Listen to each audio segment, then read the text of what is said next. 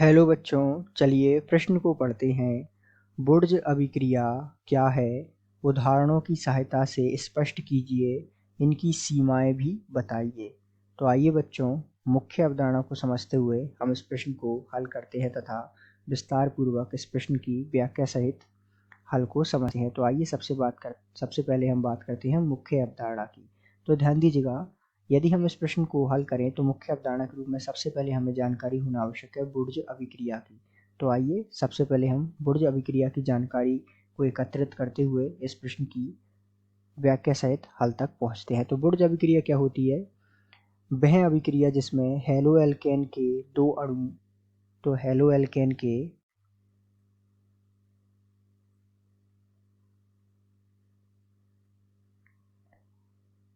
दो अणु सोडियम धातु के साथ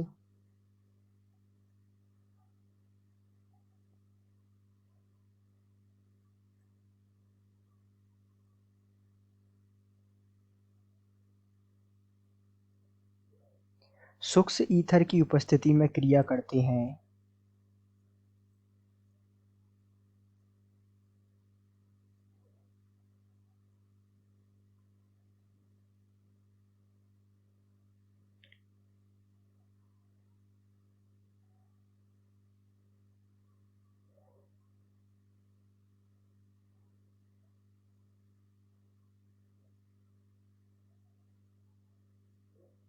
तो सममित एल्केन प्राप्त होता है।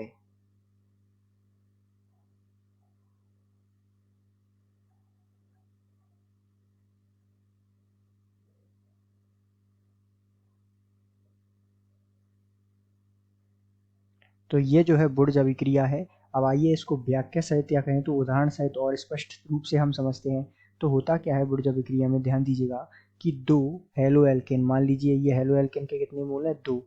सोडियम धातु से की अर्थात सोडियम धातु की उपस्थिति में ये जो है अभिक्रिया संपन्न होती है और इसमें होती है शुष्क ईथर की उपस्थिति।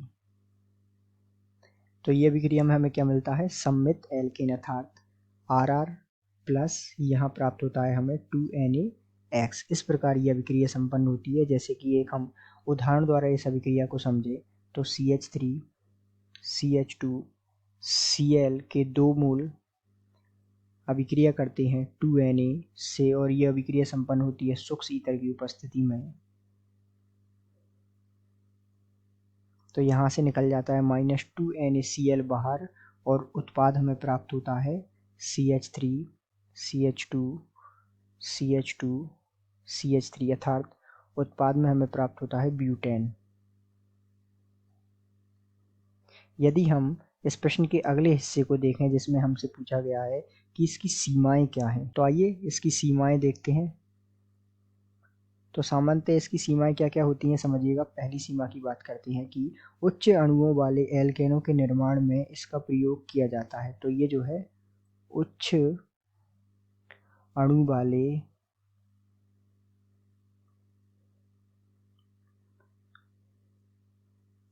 एल्केन के निर्माण में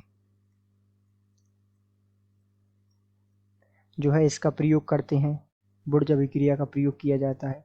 इसी प्रकार इसकी दूसरी सीमा होती है कि मेथेन अर्थात CH4 का निर्माण इसके द्वारा हम नहीं कर सकते बुर्ज अभिक्रिया के द्वारा, ठीक है।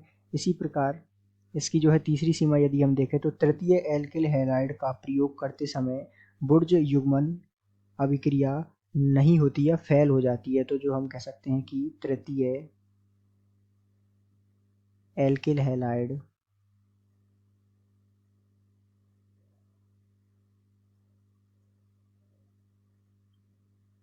का प्रयोग करते समय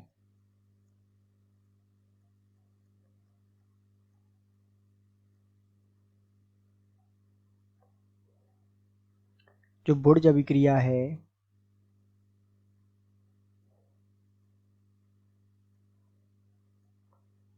वो क्या हो जाती है? वो फेल हो जाती है। अर्थात बुर्ज अभिक्रिया तृतीय एल्किल हैलाइड के प्रयोग में नहीं काम करती या फेल हो जाती है। तो इस प्रकार जो है इसकी कुछ सीमाएं होती हैं जिनकी चर्चा हमने विस्तार पूर्वक की है।